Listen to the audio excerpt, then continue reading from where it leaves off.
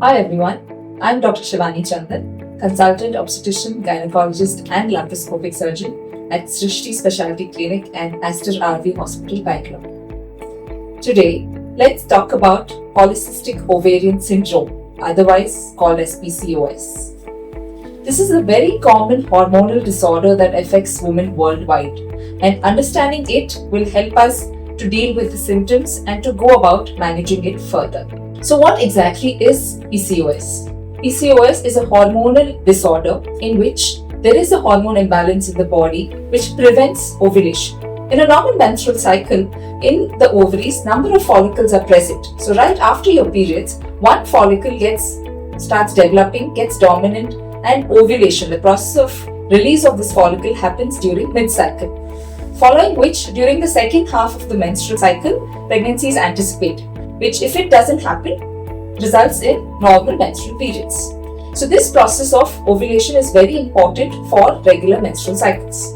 In polycystic ovarian syndrome, due to the hormone imbalance, this process of ovulation is not happening.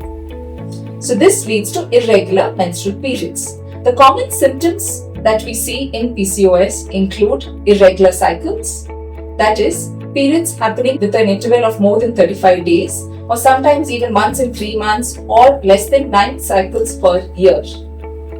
The other symptom includes any features of excessive male hormone in the body, such as excessive facial hair growth, which is otherwise called hirsutism, or a male pattern, baldness, or fat deposition in and around the abdomen.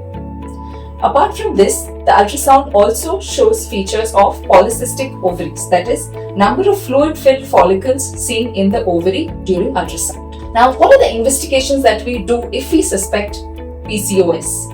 Apart from the symptoms, we look at carrying out certain blood tests to check the level of hormones in your body.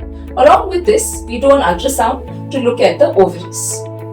Now, coming to the treatment once the diagnosis is made, the treatment is tailored to each individual. It's not one treatment applies all. Remember that there is no particular cure because this is not a disease. This is a disorder that can be reversed. The one thing that will help all women with PCOS is exercise and lifestyle changes. Doing moderate amount of exercise for 5 days a week, which would include any brisk walking, jogging, or yoga, along with lifestyle changes in terms of eating healthy, avoiding junk food, your burgers and pizzas and sweets. Even 5% or even a little bit of reduction in weight helps in regularizing your menstrual cycles. Now, the rest of the treatment depends upon what we are looking at treating.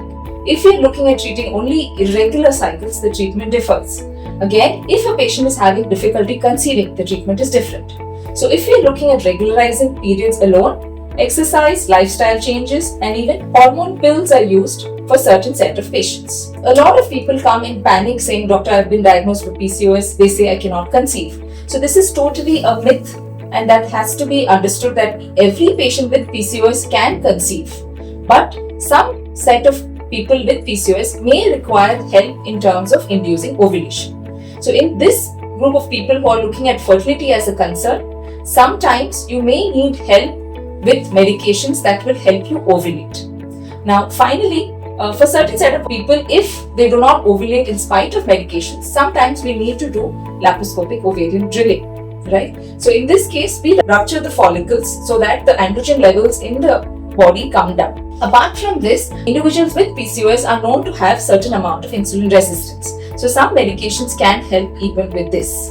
So finally, to sum it up, PCOS is a hormonal disorder that can be reversed easily with good exercise and lifestyle changes, and treatment has to be individualized and cannot be the same treatment for all. There is nothing like a cure for PCOS because it is not a disease, but it can be reversed with lifestyle changes.